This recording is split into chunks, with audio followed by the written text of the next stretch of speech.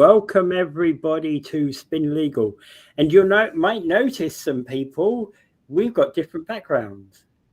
I've got a different, a fawny brown kind of color with a window right here. And Angela's got her nice credenza behind her. Hey, yeah. Angela, how was that? We moved, yes, exactly. So we moved office, so we're kind of going up and we're just hoping everything works fine. So let us know if you have any trouble. All right. So first opening shot of 2025 is the question about what's new in the law in 2025. There we go. There's always a lot going on with laws, but hey, one of the things that we usually you come to the 1st of January on any new year and you get a lot of new laws that apply on that date, don't you, Angela? Yeah, there's always it's like the government making New Year's resolutions. No. But they don't make New Year's resolutions for themselves. They make them to impose upon the people that they govern. They're New Year's impositions, is what I was going to say. Yeah. Not resolutions, impositions. Okay. So the first one to note on this one is almost the last one that was in the block, but I think is one that's probably going to affect a lot of people out there. Highway Traffic Act is to raise the total threshold to report a collision that involves property damage to the police from $2,000 to $5,000. Now, the question here is, of course, what you've got is to do $5,000 worth of damage is almost like a scratch these days, especially if you've got a car that's kind of got sensors and things like that on them. Driving a Tesla. A little piece of bent metal on a car with sensors on it is going to cost you $5,000, right? Yeah. So hey, it's not surprising that this sort of thing changes. Realistically, it isn't. What I'd like to know about this is it's a decision to report based upon what you understand as a threshold, as the value of the repair. Mm-hmm. Well, I don't know what it would cost to repair a side bumper for my car. I give the example, but I went to a few years ago when I was regularly in Hamilton. I parked my car in a regular car park, and found a nice ding in the side bumper when I came back to the car park in the evening. Thank you very much, mysterious car park user. I hope you rot in hell. Because I went to the police and the police said, well, how much is it going to be worth? I said $2,000, and they said, I don't care. If you know who did it, I don't care. Someone's going around the parking garage and making small little damages to cars. How would I know who did it? And hey, somebody did ask me the question earlier on today. It's like, well, what about if that happens to be? Was there a camera? No. Usually, there's no cameras involved. Yeah, there's no cameras in those kind of things. Okay, so moving on. Cannabis Licensing Act changes to that, right? And what is happening here is they're going to reduce the costs and red tape for authorized cannabis retailers who plan to sell their businesses and transfer their retail stores from one authorized retailer to another authorized retailer. Yep. So you don't have to go through a lot of red tape. Yeah. And so every time I hear reductions in red tape, I'm thinking, yes, good. Don't know too much about the sale of cannabis.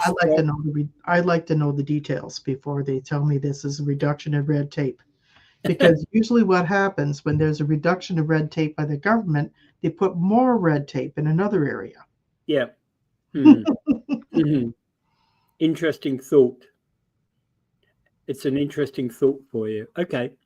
Okay. That's always an important consideration there. And the fact that, with inevitably, changes to Cannabis Licensing Act. When you think about it, the act came into force in 2019. We were probably guessing half of what we needed in that act anyway. So the fact there's changes to it doesn't surprise me at all. And also, too, you can't grow cannabis if you were running a licensed or an unlicensed child care facility, even if it's out of your home. Oh, okay. Well, that And makes sense. yeah, and there could be a fine for 1,000 for first conviction, 5,000 for subsequent convictions under Provincial Offences Act. Even though if you weren't running a child care service and you just had your regular home, you're allowed to grow up to 4 plants. But these people are not allowed to grow any plants because of the children. Well, I was going to say, because of the children, that makes a great deal of sense. Yeah, right? It really does. Right. Mm-hmm. Okay. Anything else on cannabis? Nope. No. Okay, let's move on to the Architects Act, which will allow Ontario Association of Architects to create a new limited license category called licensed technologist. Now, is that interesting? That's sort of like a paralegal scope of an architect. Yeah, I'm thinking that myself, and interesting because I actually, I had thoughts when I was younger about the possibility that I could become an architect at some point. Yeah. That's an interesting profession. Yeah. Yeah. Okay. Well, it is interesting. Yeah. Okay. So moving on from that, Ontario is going to further improve the safety of children and youth in care to establish consistent police record check requirements across the province.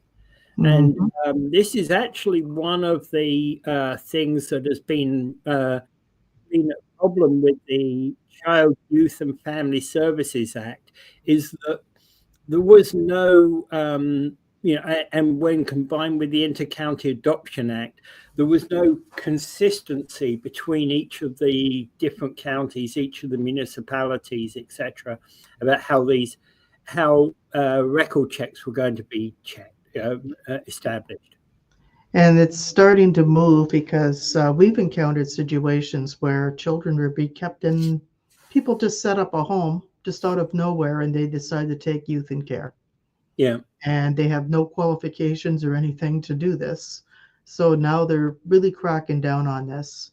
So you have to get a license for this. And now they're looking at police checks and various things for the people who will be working in the home and who have anything to do with the people. So it makes a lot of sense. It does actually, because in fact when it comes to our children, we can't afford to make mistakes. Mm-hmm. Right. And police record checks and the like, all a part and parcel of that, which I think we need to pay much more attention to. And it will likely be a vulnerable sector check that they would ask people to take, because that's more of a deeper dive into your records. Well, and actually we need that, of course, for anything to do with children. Yep, exactly. Right. There's been a lot of issues with home daycares and various things. So this is where you have to, and also foster people. I don't know if you know, but my financial accountability has to be in there. And there's a whole bunch of things that they're putting in place, and it's interesting to read that because these are people that are not directly under the care of the Children and Family Services, but who are sort of running a group home, for example. Yeah. And one of the interesting things is about this that my partner on Talking Niagara, Dave Wheeler, does a lot of work with schools and school kids. And he has to have this vulnerable sector check as well for the work he does with Kiwanis. Yep, exactly. Right? He does that regularly every I think it's every 2 or 3 years. I'm not entirely sure, but He normally talks about it when he has to do his record check. And I think it's an important thing that we do that. We cannot be safe enough when it comes to our children's safety. We've got to do that right. Right. Okay. So another one is Ontario is requiring every publicly assisted college and university in the province to establish clear policies and support student mental health.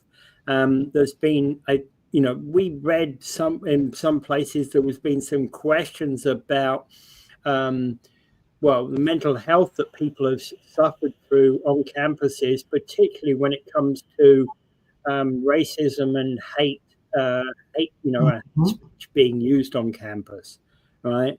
And we assume that, hey, they're no longer children. Our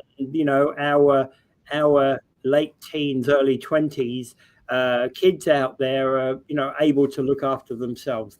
No, not necessarily. So there's a lot of that, because I keep hearing from people who are going to college or going to university and are being subjected to all sorts of things. And unfortunately, some of this has to be tied into social media and a lot of education of people around social media, the use of it, and how they respond to things on social media, because there's a lot of stuff out there that we don't want. Well, and the point about this is that at that point, your teens, late teens and early 20s are no longer subject to parental controls, are they? Exactly. And this is one of the things that they need to kind of help people along with. And I remember going through that period when I left school where, hey, I can remember when I got 18 and I was at college, and we went to the pub for the first time when I was on my 18th birthday, and my friends at college said, hey, we're going to go down to the bar, and we did, right? I didn't even get asked for ID on that day. Anyway, but anyway, I suppose you kind of go through that stage. Everybody goes through that stage, and sometimes there is a difference between childhood and early adulthood.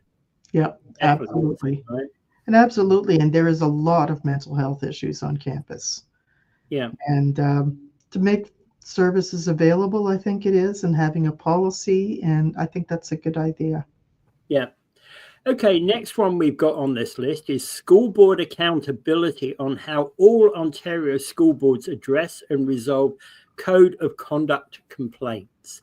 And I think the point about this is that some time ago there was differences whereby there were teachers that were fired in one area were getting on and teaching in another area.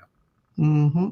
Right, and the point being is that they were saying how is that possible if we don't, we should have a standard way of, standard complaints procedure, standard thing that follows people around.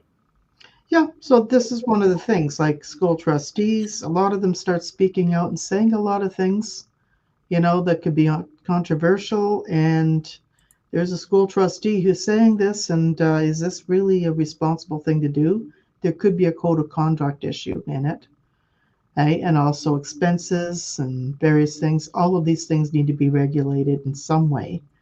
Right? The school boards, they work together and come up with a consensus as a working model, and that's what they can do. Yep.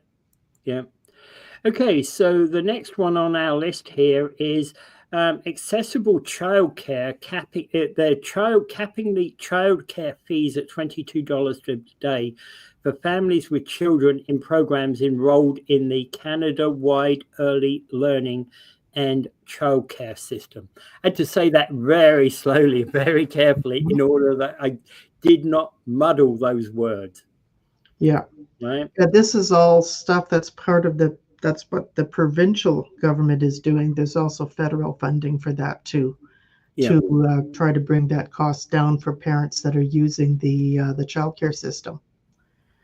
And of course, the childcare system is highly educated under the Ministry of Education. And this is one of the things that they do. And they're also trying to limit the cost. So people just don't start a childcare system and said, okay, I'm charging $35 a day per child. So and then expect to get government funding Yeah. and to cover it down to what cost is going to be agreed Well, upon between the ministry, between the province and the feds. but there was a lot of questions raised about that whole thing when the feds basically said they wanted their $10 a day childcare question, and there was a lot of questions at the time raised back in that 2 or 3 years ago about the question of how the vast differences were, even in the same areas, even in places like St. Catharines, for example. There could be a massive difference in childcare costs, and what they were looking at is trying to actually standardize those costs. Yeah, exactly. And then there's regulations that childcare providers are under, and they have to hire people who are qualified for the job. And then there has to be a certain ratio of children per provider. So there's a lot of different things that we call it RCEs, or registered childhood educators, and Yeah. who are licensed as a childcare provider.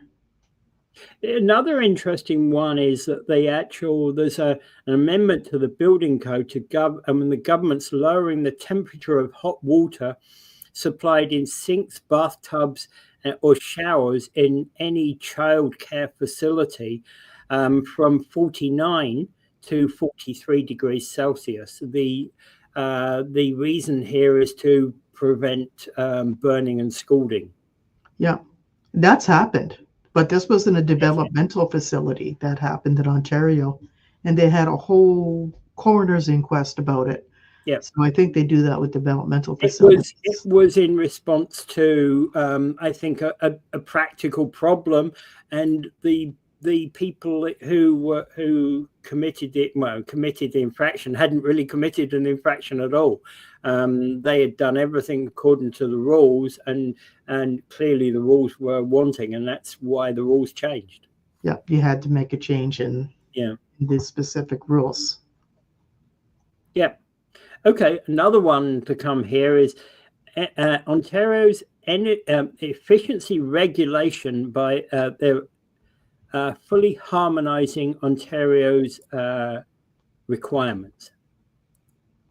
Right, so the Ministry of where was I? Got lost. Okay, this is Ministry of Energy and Electrification. They're trying to actually create same harmonized requirements across Ontario for efficiency metrics for an additional 42 products. Yeah, through incorporating the products in there. And it's trying to do a standardized billing solution through the local distribution centers. That's like here in Niagara, there's Niagara Peninsula Energy through Niagara Falls, then there's Electra, and there's Welland Energy. There's different people where you pay your electric bill. Okay, so these are called the local distribution companies, or LDCs. Yeah. Yeah. Okay. Okay, so the next one is the Ontario is making changes to the Employer Health Tax Act to reduce the burden upon taxpayers. I always think to myself that when we reduce the burden upon taxpayers, it's a good thing. But you made the point earlier on that we have to do that sensibly. Yeah, we have to do that sensibly, because sometimes you're adding the burden onto somebody else, like employers or small business, which really doesn't need any more burdens. Thank you. Well, certainly not small businesses, and that's something that some governments forget, is that small businesses can often not afford any more than homeowners. Yeah, and that they just think that they're just putting them out of business. So I mean, there's a lot of problems where we've identified for small businesses that did not apply as badly or as negatively upon businesses that are larger and are able to achieve economies of scale in terms of their payments and their taxation ability. Yeah.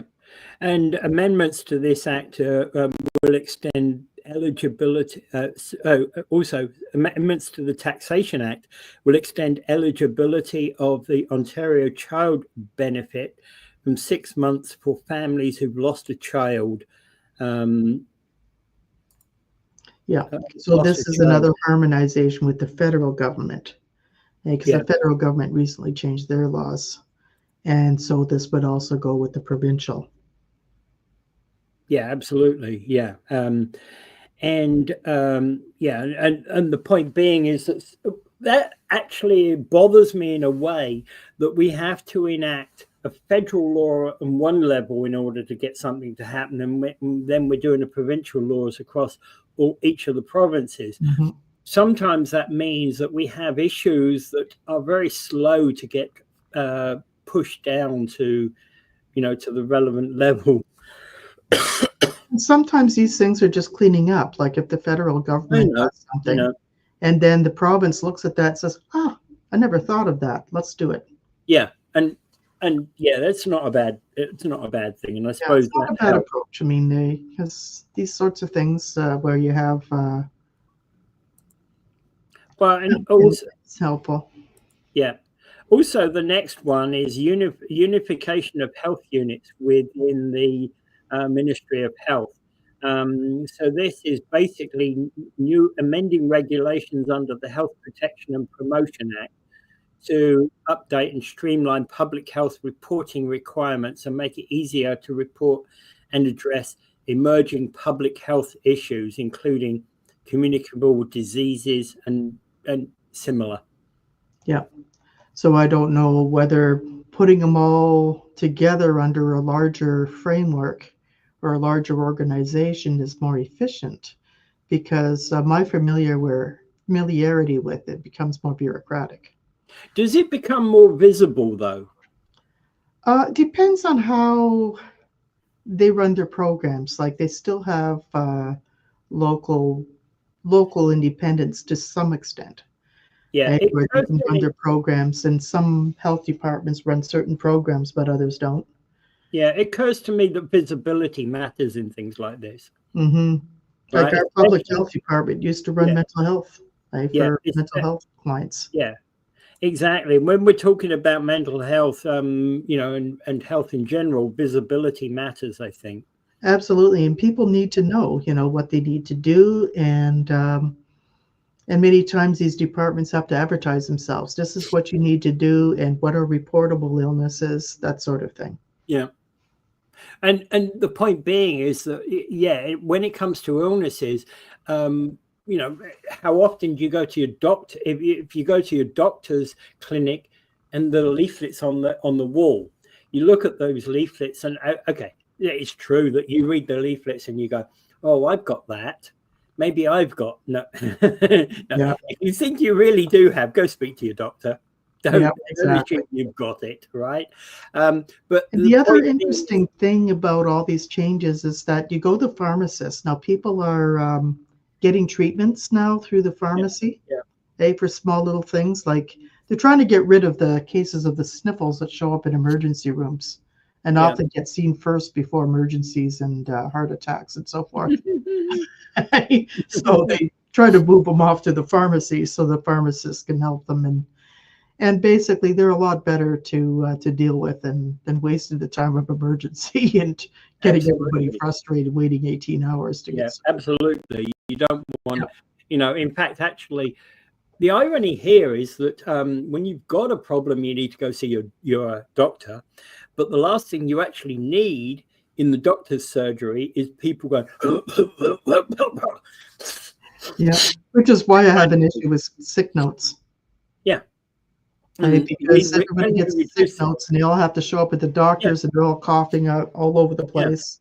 And then they're wasting OHIP's time, because then these people are going home and a lot of them are getting sicker, or others who weren't sick in the first place are getting sick, and just adds to the problem. Yeah.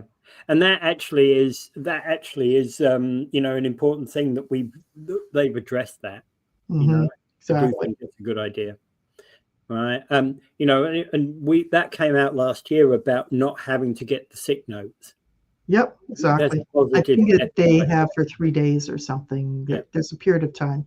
Yeah. Like I've never asked for sick notes unless things start appearing. Like people are regularly sick Fridays and Mondays. Or they've been off for 3 months or something like that. Yeah, That's like the only something time we've starts ever. looking suspicious. Like, Yeah. okay, are you able to come back in? We need to talk to you about it, and how do we need to accommodate you, because we have Yeah. to accommodate you through the process. Yeah.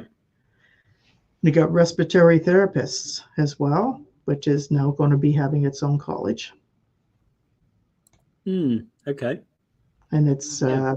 their alignment of that is going to be similar to other colleges of paraprofessionals in the healthcare field.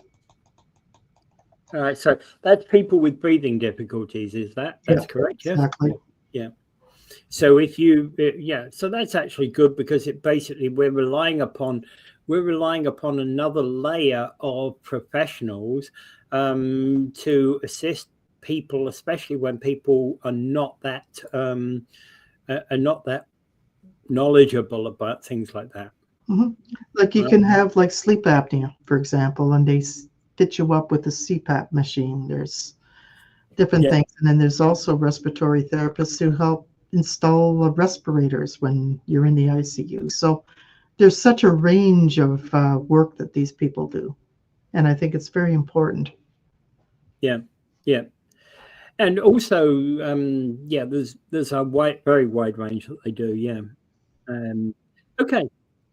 An amendment under the Ontario Immigration Act will crack down upon fraudulent immigration representatives that exploit newcomers, particularly those that have language difficulties.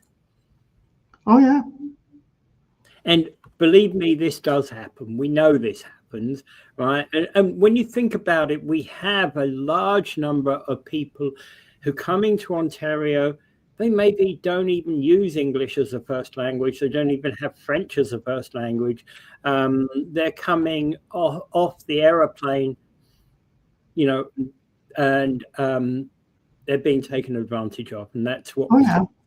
Yeah. I've seen so many examples of this happening, and this is why, well, they have the Federal College of Immigration Consultants. They're supposed to regulate them, but they somehow don't let the paralegal profession, which is very, very regulated by the Law Society of Ontario, and we're under tight regulations and educational regulations and insurance and so forth, but we're not allowed to do all of the immigration work. Yeah. So this is where I have a lot of questions to ask, that maybe perhaps this is something that could be a lead-in. Well, and actually, there's been many documented irregularities through that Ontario Immigrant Nominee Program. Yeah, and that's the other one too, where people like, well, you can pay me $5,000 and I have a guaranteed job offer in Ontario. Yeah, yeah, exactly. So another one is an amendment to a regulation under Workplace Safety and Insurance Act, WSI Act. Will level the playing field on how temporary employment agencies are assessed in terms of premiums on clerical, administrative, and other professional labor that they supply to employers. Yep, and this is important because sometimes if you're a temporary worker and you're working under a staffing agency, then you get sent to work at, say, a factory, and then the factory is negligent and you get injured at work. Okay, so who has to pay the bill? Who has to foot the issues?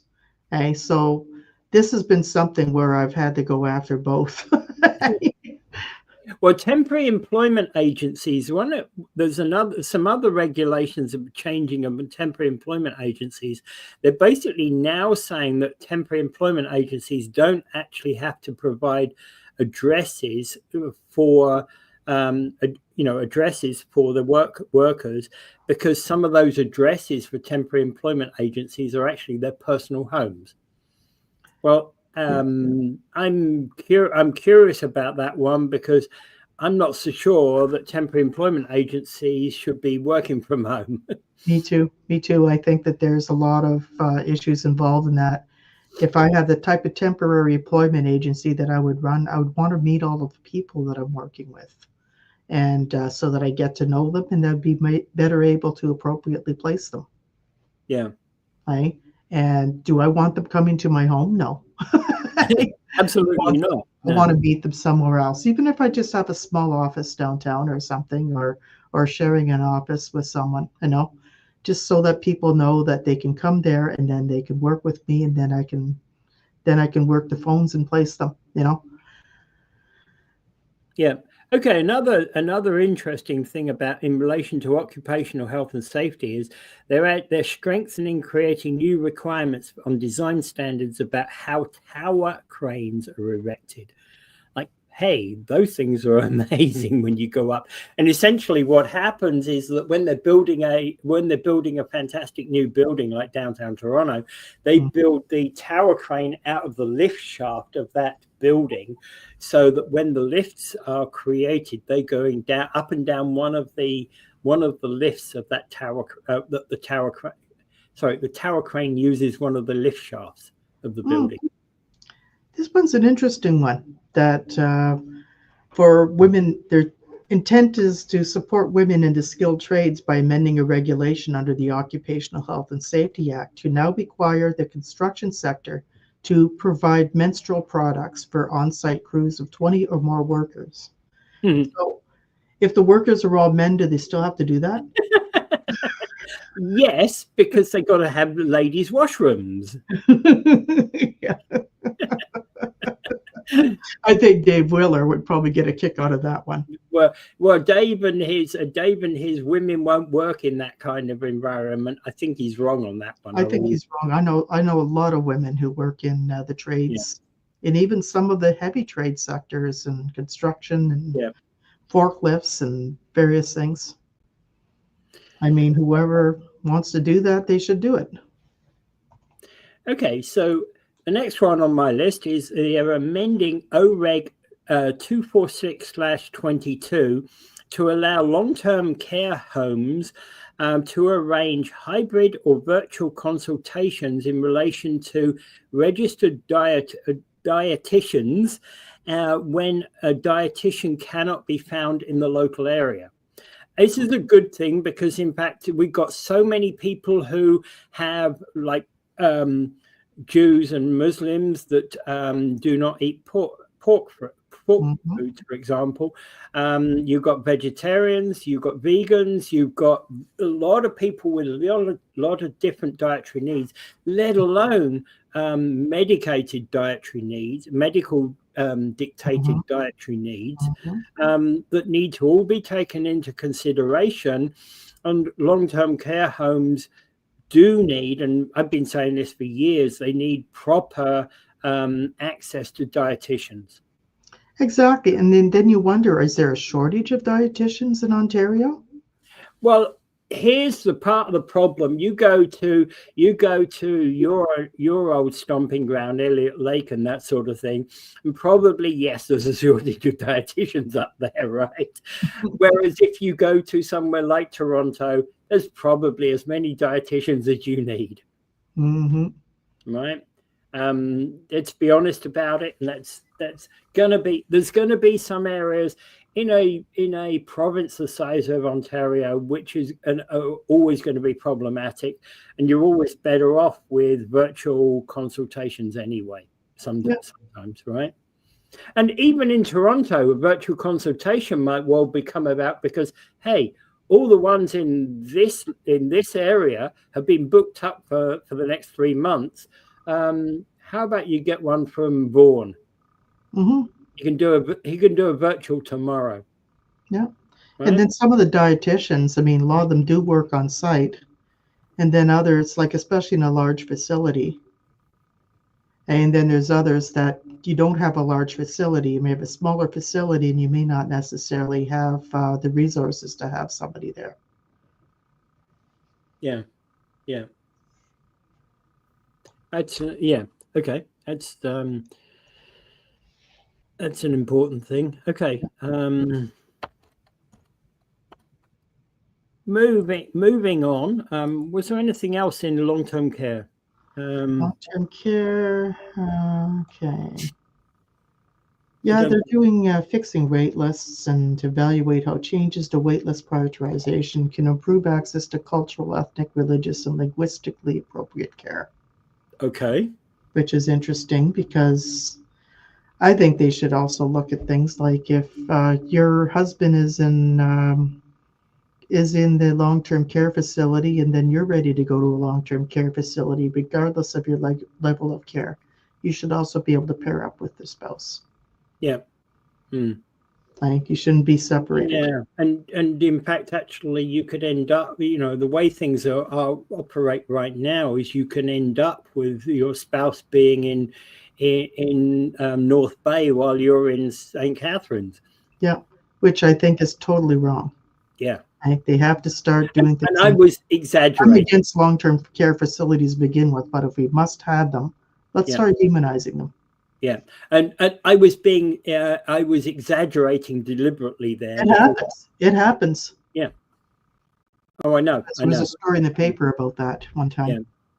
Okay, so there's another one here now. Moving on to the Ministry of Municipal Affairs and Housing, the bane of a lot of people's lives. So new regulations under the Building Code Act of 1992 to streamline Ontario's building code and reduce the barriers between provinces and harmonise Ontario's building code with the national construction codes. So be one It's a good idea if you're a national builder. Code, right? And you don't have to go to each province and figure out what each province requires. And again, one of these questions, it's like why we only have one criminal code in Canada. Why isn't there one building code in Canada? Yep. Because that way a building worker can move from BC to Saskatchewan and continue the same job, knowing exactly what the building codes require. The red seal certificates. Yeah. Move them wherever. Yeah, exactly. And they don't then need to learn new building codes. They already know what the Canada-wide building codes are. Why didn't we have that already before? Yeah, and it will also be helping for the manufacturers of the parts and the products that we need to build with. Yeah. Oh, yeah. So they know what they need to put in it, what it needs to look like, everything. So it standardizes and harmonizes. Yeah, and the point about something like building codes is building codes are important for questions about safety. They're important for a lot of questions. And when we've got this mad panic rush to build homes as we have right now, the building code really is there to actually help ensure that new buildings are safe. Yeah, so they don't come falling down 2 days after you finish. Or falling down before they've even been built. Yeah, like a certain example of something that happened in Welland, I think. Yeah, that's the one. That's the one. Okay, so another one. And this is an interesting one about the Housing Services Act. Yeah. The Housing Services Act needs a lot more changes, majorly changes, but however, they are improving on some aspects of it, where for those who are in need of affordable housing, they've had income limits about who could apply for what level of subsidy. In subsidized housing, and you go on waiting lists. So if you're on a waiting list for subsidized housing, your income could be a bit higher now than it used to be, because nowadays, because of inflation, you could still be working poor, but you'd be making like maybe $10,000 more than you did before, but you're still working poor. So you would still need to have a housing subsidy. And it reflects very much on the way the market is right now. So what they did is they updated the household. They just adjusted everything upwards a little bit, yeah, right? They moved it upwards according to the Canada Housing and Mortgage and Housing Corporation. Which is an important thing, but as you say, there's a lot of other things, and they're not all Ontario-based. There's a lot of other things whereby limits need to be pushed up. Yeah, right? Like legal aid. Pardon me? Legal aid. Yeah, and some of them, exactly. And some of them are not necessarily purely Ontario. Some of them are federal right? Federal too. There's federal stuff where, yep, like the child benefit limit, Well, ODS. and arguably ODSP and things like that, because ODSP living allowance is laughably low. Yep, exactly. Right? And they should be, because they were doing that profitably. Yeah. Okay. Do we? Yeah. And actually, I would be saying I think that they do need. I think the Housing Services Act, when it comes to those that are our most needy in society, the Housing Services Act is supposed to help them more. And I still think it needs to be strengthened in order to help the most needy in our society. And also to facilitate their independence and to help them grow their income if they're in a working situation. Yeah. Right? And they don't. And also it needs to be strengthened in terms of eviction protection as well. Yeah. There has to be a law in there that there has to be a program of eviction prevention where somebody could work with the individuals to ensure that whatever they're doing is not going to lead to an eviction, and to work with the housing provider to make sure that issues can be accommodated, because a lot of them are caused by disabilities or whatever, to make sure that people can get things. And also that there's a rent bank so people don't fall too far behind. Things like that to try to protect people.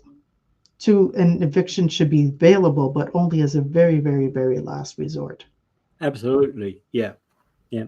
Okay, so moving on from housing into conservation. Fish and Wildlife Conservation Act revises the penalty framework for hunters who don't comply with mandatory reporting requirements and introduces a $50 penalty for 2 or more consecutive failures. Well, hey, pardon me, but $50 is hardly a penalty. Isn't that like kind of going to be saying, well, up yours, Mr. Minister? So I'm going to do this all I want. It's the price of doing business. Yes. I'm always amazed. I'm always amazed how, for example, traffic fines are in the hundreds, if not in the thousands sometimes, and fines like this, which should be much higher, $50. Mm-hmm. It seems if somebody overfishes, that's what they get. Yeah. That's a bit much, but again, I recognize that I don't really know as much as I'm commenting upon an act, the Wildlife Conservation Act, but I don't know enough about. Yeah, this is not an area of practice that I've had. I've had one person come to me in all of my years of practice with an offense under that code, and that was bringing something in which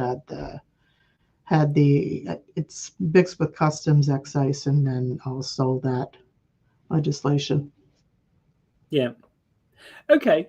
So was there anything else in that? Okay. So we're moving on to the next one, which is to modernize the license renewal process for master electricians, including photo IDs. They're also doing some things. They're making amendments to the Motor Vehicle Dealer Act as well. So it's not just the Electricity Act, but they're looking here at reducing, improving the quality. Yeah, so they're trying to do this, again, harmonizing across Canada and making it similar in terms of how they do their arbitrations for motor vehicles. Yeah, and so motor vehicle dealers and electricians this applies to. The other question here is Payday Loan Act, right?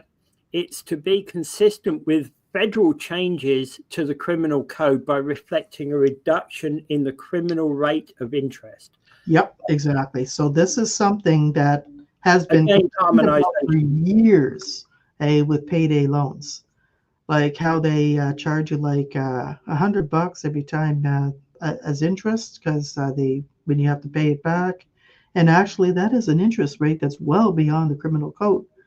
There is unconscionable interest act, which is something that also corresponds with that, but I don't know if they're trying to link this in with that or not, or whether they're just trying to harmonize it. There's been civil remedies where I've actually went after payday loan companies, and I've argued that using different legal arguments against them. Yeah. Right? But one of the problems that, but if you are a payday loan company, you need to make things absolutely clear, and it needs to be in compliance with the federal criminal code. Yeah. So you cannot charge more interest than the federal criminal code allows. Yeah, yeah, absolutely. And that means compounded too. Yeah. And we already talked about the Ministry of Transport and the changes to there. There was also one other that we talked about at the end of last year, which I think is worthy of bringing up, is the disability rules, where they had to be all harmonised by the 1st of January 2025. Where are we? The AODA, that where Ontario is supposed to be accessible? Yeah. I remember I was appointed at one of the first Accessibility for Ontarians Disabilities Act standards. So as amazing. And I look back at it and I said, this was 25 years ago. Wow. And I'm looking at it. A ticket, if I make my job as a ticket writer. As the old boss. So, Angela, if my job is as a ticket writer, I'm going to be happily running out and giving you tickets like this, aren't I? You know? Oh, yeah. They're going to be going out all over the place. So the problem is AODA doesn't have a enforcement mechanism. You have to make complaints. You have to go to the human rights. And then there's also some compliance standards where, you do have to have an accessibility plan. But, okay, I filed an accessibility plan. My office is not accessible. My doorway is not accessible. My washrooms are not accessible. Okay, good. What are you doing about it?